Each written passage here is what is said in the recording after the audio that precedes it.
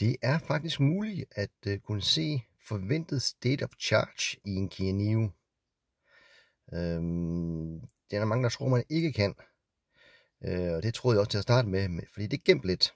Men måden, man kan se det, det er, at man selvfølgelig skal vælge et sted, man skal hen. Og nu vælger vi lige Aarhus Rådhus her. Fordi jeg ved, at den Nino ikke vil sige, at den skal lade op. Og vi starter vejledning. Og nu kan vi jo så se, at vi har 121 km derned. Hvis I nu trykker på den her, så kan vi se, at den forventer, at vi kommer frem til Aarhus Rådhus med 38%. Ja, og den forsvinder, så den...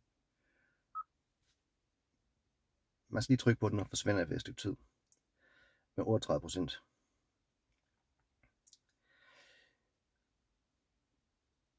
Så det kan man godt se.